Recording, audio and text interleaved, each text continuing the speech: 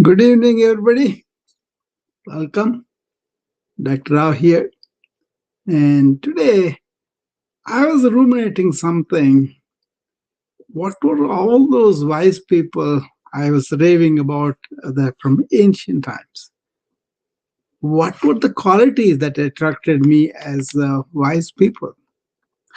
Why is that brilliant, clever people from modern people don't appeal to me?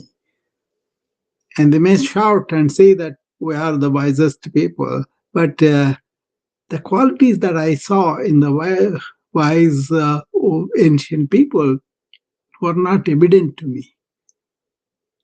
Nothing personal about them, but how they respond in life situation is way different than the wise people. So let's take a look at what I found, how I put my thoughts together as to what their qualities were. It's not about uh, negative about our modern people, no, not at all. It's more about what was the indications that they gave us that would touch that wisdom. Okay, so bear with me, and as I go through this presentation, you would see some fascinating qualities of the people who have lived thousands of years ago, but their legacies, their uh, sayings are really good even today, and more so today. Okay, so this is a presentation of who is wise. What qualities do we want to identify in somebody who is wise? Peace is not found, it is remembered with them. Okay, so let's get on to this. First of all, I want to make a brief comment about what is going on in the present modern confusion. So, see, when we live in an outward facing civilization, I have some guests right now. Let's bring in Laura. We'll continue that after. We'll see what she has to say. Hi, Hello. hi, Laura. How are you? Good. How are you? Good, good. I was thinking about your question and trying to put together an answer for who is wise. And for me, one of the things that are important to consider somebody wise is someone who listens more than they talk.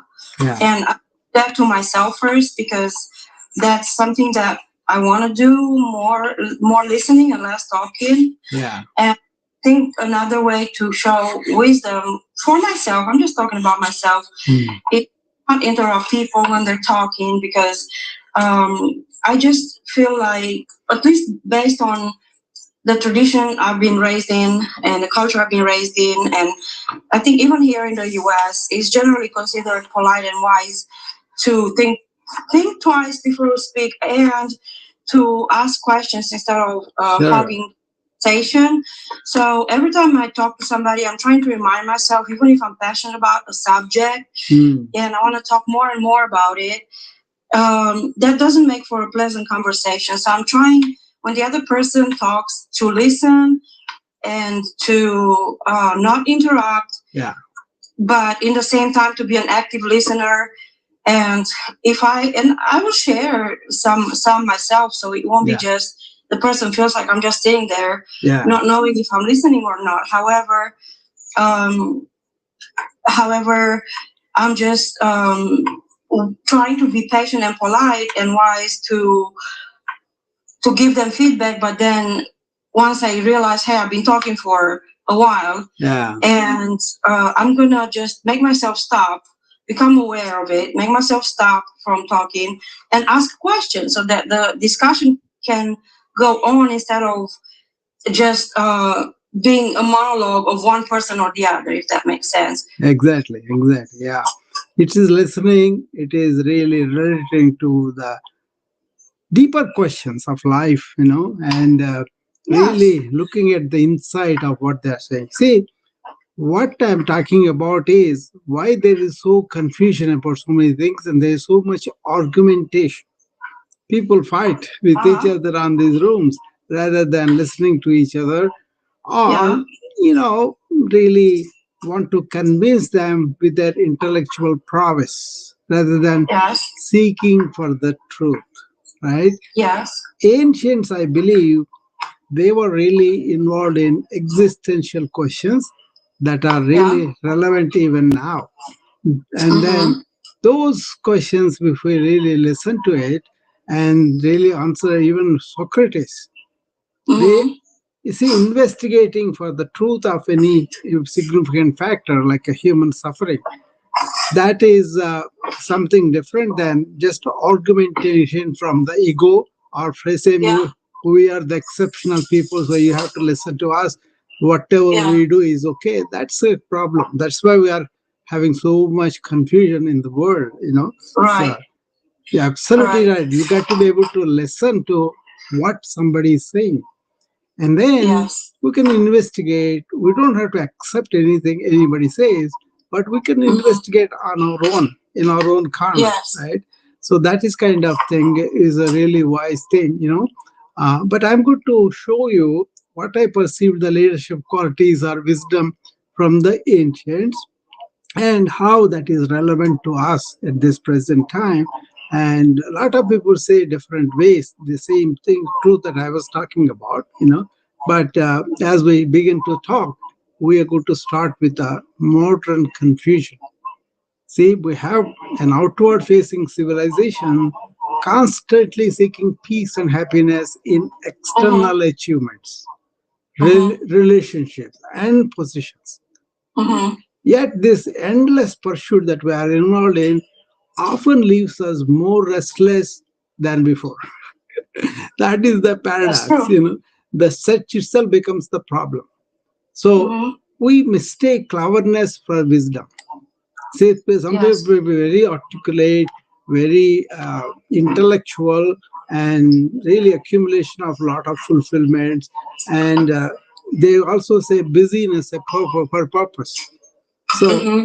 this relentless outward movement, we miss what has always been present within us, Yes. all of us. Okay, so Yes. that they called the being, the awareness, and the bliss all rolled together. Okay, our awareness is the being, and that is the blissful thing that remains unrecognized. This is not like a theory, a concept.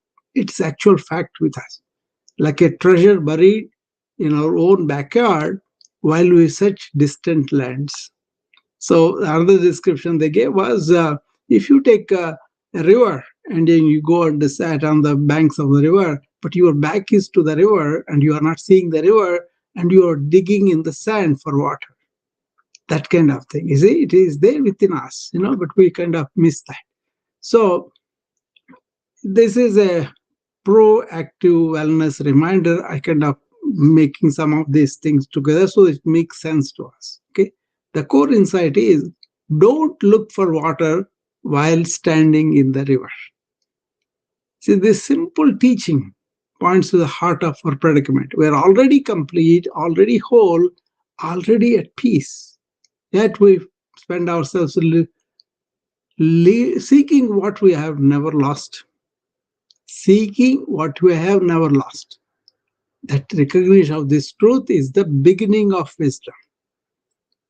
So human beings have this special intelligence that they can look inward, and that inward thing is not being done by many, mainly because we are occupied with external circumstances, relationships, whatever pursuits we have. So that is a fundamental difference between modern cultures and the ancient cultures. The ancient external life was very simple. Inward life was very rich, and we kind of somehow managed to reverse that. Our external life is very complicated, our inward life is very poor. So that's what we want to talk about, right? So as we see so many clever people, there is a clever mind, and that can invent things, that can accumulate information, impress others, argues and proves a point, and seeks to win, capable of speaking very well, articulate, and clever and knowledge-wise, they have all the external knowledge and all that. But these are clever minds looking for something or to gain edge over us and something like that. Lots of times we fall for that. Okay, but the wise heart is really gives you clarity, resolves your confusion, settles within, and also frees you from the external bonds and invites understanding. This is not a recognition of rejection. It's not a rejection of knowledge or expertise. Both have their place and value in the world. Is a skilled surgeon. Definitely, you can do wonderful surgeries so that saves our life. Or an accomplished engineer does give us beautiful buildings and lot of construction. Look at China, wonderful engineering. So many things that they are doing, extraordinary engineering. Okay, or a brilliant scholar brings immense benefit through their mastery of the language, of the mastery of the subject, anything. So this distinction lies deeper because expertise without inner anchoring does not deliver peace. Expertise without inner anchoring does not deliver peace. One can be extraordinarily clever yet remain inwardly fragmented, driven by anxiety, comparison, and the need for validation. But wisdom is something else entirely. It is the fragrance of the inner freedom people have. Okay, that's what I want to bring forth here. What is that fragrance of the ancient wise people? Because they have this inner freedom from the regular confusion, anxieties, and all that we have as modern people, right? So that is what we want to look at in this talk. Just to be familiar with that, not necessarily you get to accept, go and think about it, reflect on it, and then you will find after a certain investigation who is wise. Even if they are brilliant, they are not wise sometimes. Why? Who are those people who are not wise even though they are brilliant? Brilliant in their achievements, everything. If you have a restless mind, so hidden behind the facade of confidence and control, when you put a question to them, they would say, oh, I have this restless mind. I can't sleep. I cannot make it rest. That restless mind constantly seeks the next achievement, the next validation. Never at ease, right? And then if you are brilliant, but you have a closed heart, nobody likes you. If you don't have empathy, humility, or genuine kindness. So intelligence without compassion, that creates distance rather than connection. Obviously, how you make people feel, they remember more than what information you gave to them, right? That's a closed heart. So the person is not wise if he has a restless mind and also a closed heart. And the person has a need to dominate us, driven by the compulsion to win. That's egoic, or impress, or to be admired, where every interaction becomes a subtle competition. Even if you come and talk about something, they just take it a competition. They want to prove that they know better than you. Okay, that's a general quality that we look in the people who are not wise but maybe brilliant. And life by comparison, a life measured against others, fueled by comparison and fear, never finding rest in one's own being, always comparing themselves to somebody else, something else. So, see, there are many subject matter experts, right?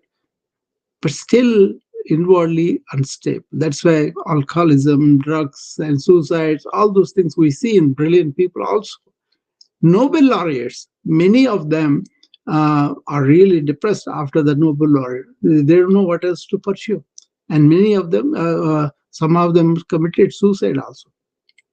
So anyway, wisdom is something is not measured not by credentials. Just because I have degrees, that doesn't mean that you are really free inside. And compassionate presence. This is the thing. That's the definition I came up with.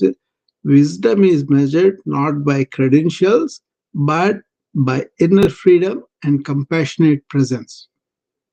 So that those kind of people I have encountered in the ancient wisdom chronicles, where you really see these people are there. So if you compare a clever mind to the wise heart, a clever mind accumulates a lot of information and impresses others and argues and proves their point and always seeks to win. That's the clever mind. But the wise heart dissolves your confusion, it settles within themselves and then clarifies and frees us in the exchange of information and wisdom and invites understanding. They will tell you again and again, So that's very, very important to remember. Clever versus wise, right?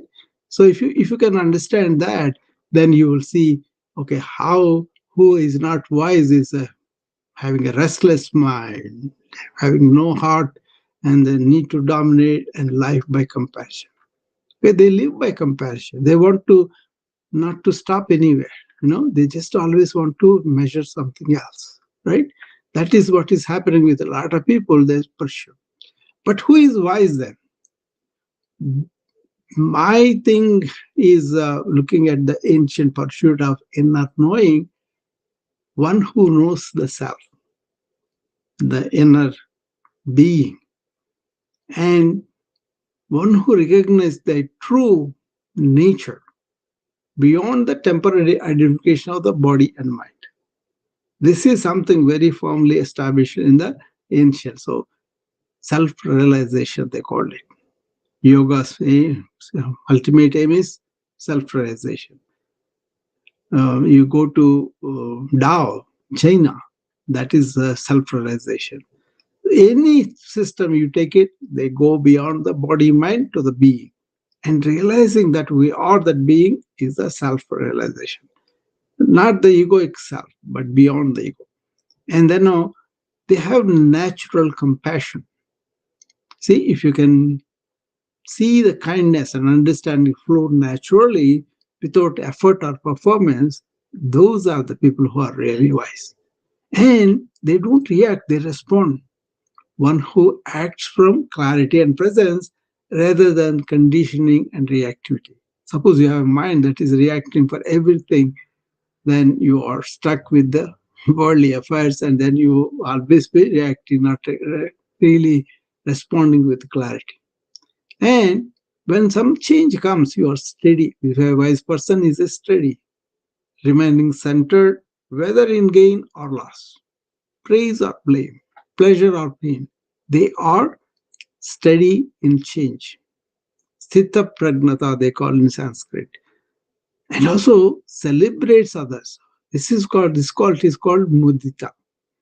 Finding genuine joy in the success and happiness, not just our friends and family, but anybody, without having any trace of envy or diminishment. I'm talking about real wise people. I'm not talking about regular human beings. That one who knows the self has natural compassion, is responding rather than reacting, and he's steady in change, and also he's celebrating others. So wisdom is not a performance to be chased or to be staged again. It is the fragrance of inner alignment. When you are aligned with your inner self, naturally you use the fragrance of compassion, mudita, this celebrating others and all that, right? So this is recognizable by how it leaves us feeling more spacious, more at ease, more ourselves. When you spend time with them, that's the result that you will do. Even their workings, even their writings, even their statements, that is really important for us. Okay, the ancient peoples don't take it like a religious saying, but go and study what were their answers to the universal problems. What were they doing in their own personal lives? How did they solve their problems, their ache in the heart or mind, or break in their relationship or changes that happened in their life, how did they handle? Okay, so what is the signature mark of these wise people is they're silent without suppression. That naturally quietness that comes from inner fullness, not from holding back. And they have the clarity without any harshness. This is the ability to see and spark the truth with gentleness and care. They have a strength without aggression. See, a grounded presence that does not need to dominate or control. And there's joy without dependency. Their joy just being a human being. Don't have to have any particular thing to depend on and then be joyful or pleasure for that. And most of all, they are always in service without saying, I am doing it. We call it the doership, right? So action flows naturally without the burden of, I am the doer. Okay? So silent, clear, strong, and joyful without any reason, and engaged in service without claiming I am doing it. So feel the difference. Wisdom reduces noise inside and around us. In the presence of wisdom, something settles, the mind quiet, the heart opens, space appears where before there was only contraction, right? So these people, when you are in touch with their teachings, are irrespective of whatever religion. It could be Christianity, it could be Islam, it could be Hinduism, it could be Chinese, it could be Japanese, anything. You will feel that lightness in their presence, right? So once you understand this inner alignment, then so much opens to us. You see, modern people, we look at only simple things to say, oh, all this should give me really, but then accumulation and really having a bondage and having a relationship where everything is really measured, all that goes away, and you will be really happy that you are a human being and you have these qualities within you.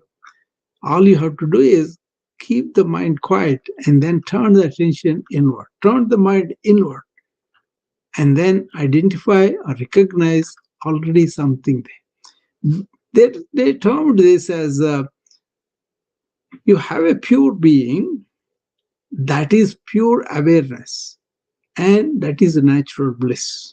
All three things, the being, awareness, which is blissful. Being, which is awareness, which is blissful. So what is always true and unchanging, that the ground of existence itself, that is a pure being, prior to all thoughts and experiences. And this awareness of that is the knowing process. That is the knowing presence, actually. Consciousness that is aware without any effort or state. Simply witnessing what is, which is peaceful and contentment without condition. The inherent joy of simply being, needing nothing added. Just be. Don't have to have meditation, don't have to have becoming anything, just be. So this is not abstract philosophy or distant theory. This is our direct experience when the mind becomes quiet and the seeking stops. It is what you are, not what you must become. Okay, that is all the ancient wisdom is about. The epitome of human search. But,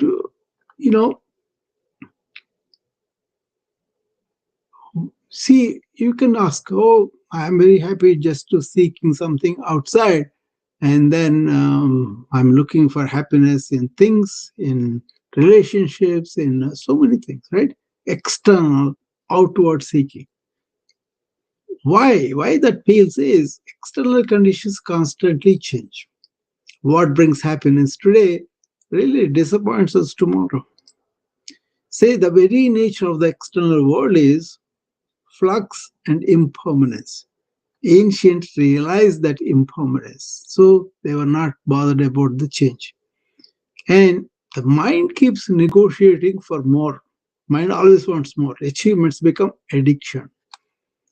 Each fulfillment only reveals the next desire, an endless cycle of lack, not abundance, lack. And peace becomes conditional and fragile. When you are in the external pursuit, I'll be happy when a formula that guarantees suffering, making contentment depend on circumstances beyond our control also. And dependency grows when you are pursuing external things. Our well being becomes hostage to people, praise, positions, and possessions, all subject to change and loss. So it's like chasing mirages in a desert while carrying a well within. The thirst is real, but we are looking in the wrong direction, outward. What we seek is the very awareness that is seeking. What we seek is the very awareness that is seeking. I mean, the people who are really involved in this kind of investigation, they get it. You don't have to do anything about it. They just get it. They can feel it in their bones. Every heart has this truth in there, right? And then you can easily see that. I hope I'm not being paranoid or anything about our modern life, but it is producing a lot of these problems, right? I've been seeing that. So it's a question of understanding that, right? And understanding that Sat Chit Anand is within us. So, how to recognize wisdom in a person? You feel calm and spacious in their presence. Okay, they listen deeply. What Lara was saying earlier, you have to listen more than they lecture. I'm talking about wise people. They listen and they eliminate without shaming. They don't make you feel less. They make you feel like you are illuminated, you are understood, you are clarified because of that. So they awaken your clarity, not inflate your ego. They don't give you what is pleasing for you. They don't inflate your ego. And they leave you freeze, not freeze from your dependency. Thereby you become freer, not more dependent.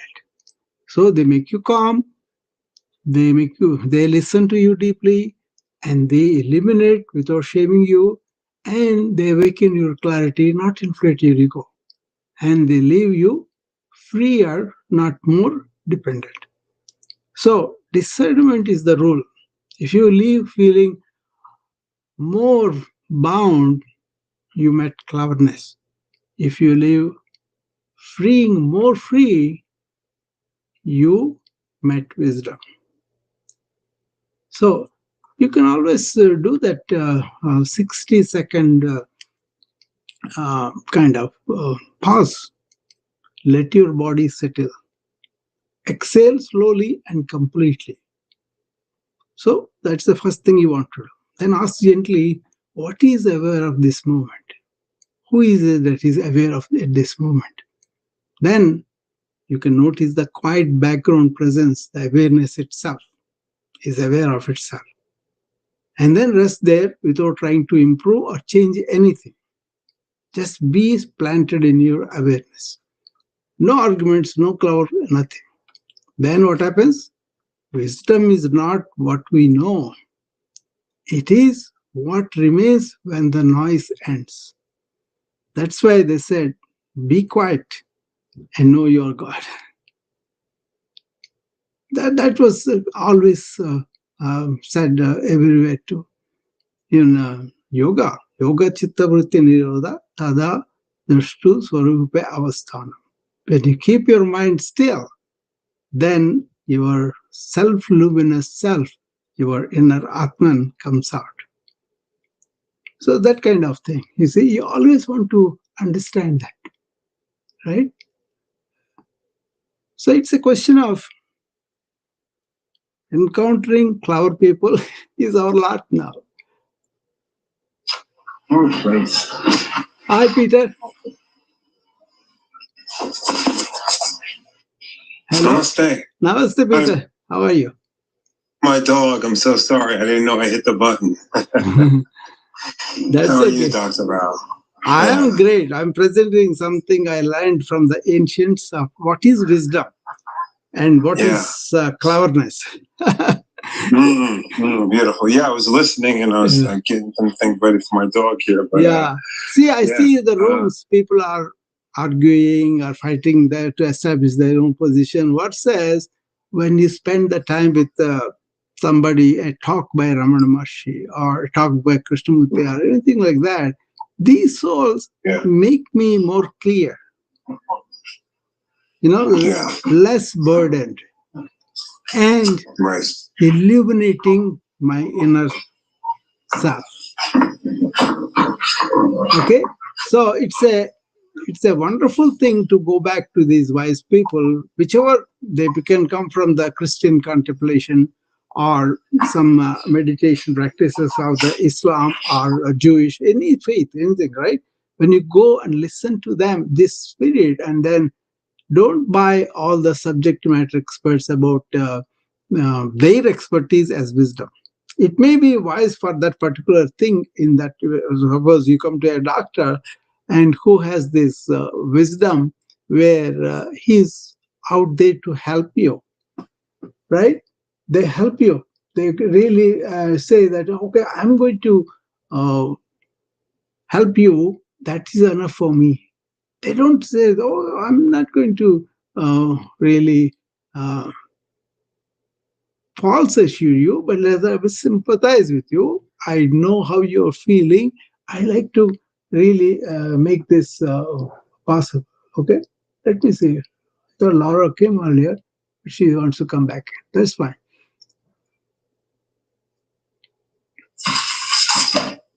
Hello. Yeah. I was thinking a little more about wisdom, and I wanted to see if you could share with us the differences and similarities you might see among how people here in the US define or see wisdom, who is wise, and how that is viewed in the Eastern ancient tradition. Yeah, I don't see Eastern, Western anymore, Laura, because we have become one. Same materialism, same consumerism is there in India also. I'm talking about the times, the ancient times versus the modern times. Okay, so it's not about a culture of certain countries bringing, because we all become one village. What is born here in the United States is in commercialism that is taken root in India. Okay. Yeah. So universal. Yeah. Wisdom is universal, kind of. Yeah, it has become, because that's why people in America, what they do, lots of times the rest of the world follows, right? So that is there. All the burnout, all the stress I see here is there in India also. Modern times, modern people are different than the ancient times and ancient. That's what I want to bring in, because our modern life is full of stress and burnout and all this confusion and all this real trouble with the relationships and all that. I looked at what were the answers of the ancient civilizations when they explored really going into the existential issues of the earth, of the humanity as a whole. And I was able to see that they had a simpler outward life and very rich inward life. They felt better, they are clear, they are silent, and they were able to go to the depths of the human consciousness.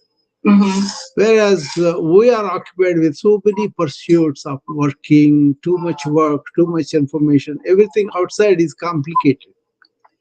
And we are getting lost in that. But what they said was, keep quiet and look inside.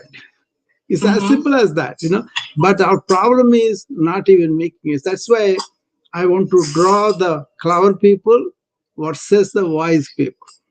See, when we look at that way, then the wise people are so much different. The whereas they know themselves, the wise people. They're steady when the change happens, and then they have the compassion, and they don't react emotionally for everything like we are doing now in the workplace and everywhere. Everywhere feels, everywhere is a kind of fears, and they have this sympathetic overtone, stressed out. They responded carefully after took a break and breath, and they were involving everybody together because they feel oneness with every human being. That's a human tribe. That's why if you win, I win too. So I'm joyful that you won. Yeah. Not necessarily they have to be Americans or they have to be Indians, they have to be certain. That's the division we have now. But they did not look at it. They said the entire world is one. Right. And that is, yeah, go ahead. I have a question.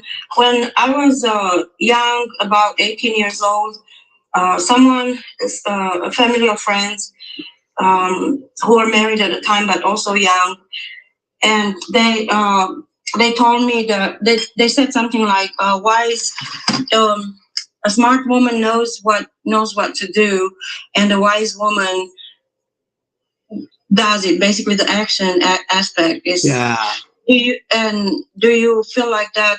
Does it resonate with you? You may know things, you may know the truth, but are you living it? That's what you're talking about. Okay, a wise woman, a clever woman will know, a worldly woman will know, but she may not live the truth. And whereas the wise person doesn't have to even say it, he lives it. Because you are interacting with them, then you can feel that fragrance from them. That's why a lot of people teach in silence. Most of people are restless mind, closed heart. They want to dominate other people, and they live by comparison. Whereas the ancient sages and wise people, they had this silent mind. They had the peace within, and then they opened their heart and accepted everybody. And they don't have to dominate anybody because in themselves they are complete. They don't want to compare themselves with anybody. They are what they are, and they're really going from there to wherever they want to go, but they don't have to compare it with it. Even in yoga also, don't compare yourself. How much your body is bending compared to other people, no. Allow the body intelligence to develop that.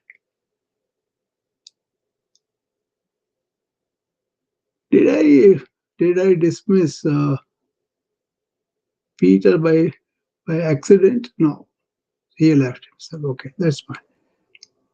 So it's all a question of understanding where that fits in our life and really allowing that wisdom be like a guidepost or lighthouse so that we can work our journey towards that lighthouse. And that is the light I'm presenting, what kind of silent mind they have, what kind of open heart they have, and they never don't have the need to dominate anybody, and they never compared themselves with anybody, lower or higher. No. Truth. What is the truth about me? Am I very cruel? Do not have any consideration for the suffering of the world? Or am I responding with that humane nature of compassion? That's all. Peter, you want to come back and finish what you're talking about, or you're busy with your friend? Dogs needs our attention sometimes, when you take them to walk and all that. It's not that easy. I understand that. So this is a small thought of mine of why are we not having this consideration for other people?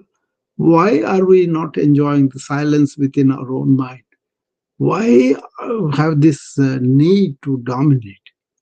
And why do we compare ourselves to the other people? Okay, those are the questions we have to put it yourself, not to have to be approved by anybody, but just understand that's a good thing to have that kind of perspective, and then navigate our modern life. Say, like I was telling Laura, there is no Eastern and Western anymore. We are only one world, one globe, one population, and our communication is so instant. What I'm saying here, people in India can listen to me. People in Japan can listen to me. China can listen to me. Actually, I have people this morning from different parts of the country, right? So we are connected, hyper connected, and we should take advantage of that. Bringing, not harboring like we are Westerns, they are Easterns, nothing like that. We are all human beings, and we have the same tendencies, same mind, same hearts, and all that. That's why we make the mistake of thinking all these people who may have excelled in their subject matter knowledge or expertise, but they are not necessarily wise. Because you're so fascinated with the skill and articulation and all that, you may mistake these people as wise and follow them and lead to nowhere. I remember one gentleman, he was dedicated like everybody else, and he went into his job and workforce and all that, and he didn't find peace there, right? Then he went and joined a religious organization, stayed there doing the rituals and everything, and then did not find the and then he went to another yogashram where they're making you do so many things through the day, through the night, and all that, and he didn't find the peace there either. Then he goes to somebody who directs him into his own self. That is when he really touches the peace and happiness and joy that are already within. That's the thing that is missing with us, is because we give so much value to outward accomplishments, outward strife, without really realizing that's not going to take us anywhere, right? So that's the point. Okay, there's a need to know yourself. There is a need to turn inward, and there is a need to simplify your external activities and all that. Do what is important for you and organize your mind like that, and don't have to know everything under the sun. A lot of discussions, if you see it, it's all about, day-to-day affairs. That's all fine, but then you got to allot some time to deeper issues. Really understanding, just because you have 600 people following you doesn't mean that what you are saying is wise. Just because they say, oh, it resonates with me, that doesn't mean that they are going for the deeper corner of the true issues of life. A lot of our suffering is because people don't pay attention to the roots of causes of the suffering. And what I found in the ancient wisdom was this turning inward and traveling from our ignorance to the knowledge of ourselves. And that is a fundamental thing why ancients lived in peace, quiet, and really good relationship, not only with themselves, with the world and the planet. That's why they kind of had a relationship with the nature that was nurturing the nature and treating it for what it should be. It is not treated like a we can consume and then we don't have to replenish it, right? So a lot of our modern problems, like lack of relationship and wars, lack of equanimity between rich countries and poor countries, and the planet itself is threatened now. So we have spoiled it so bad, and we are coming to a point of no return where the planet is going to be ended by our own ignorance. Right? So a lot of our modern problems are, I would contend, that we left from the wisdom, our own human beings, maybe they are ancient, they have exploded and gone. Only such a section of population are aware of this, not everybody. Okay, that's the problem, right? Hopefully that made sense to you, and I really enjoyed that because I was able to articulate it better and come through it.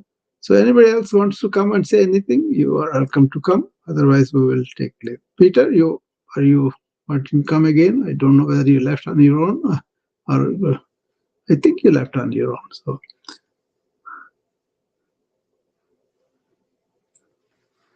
So thank you, and I will see you again whenever I can. Bye-bye.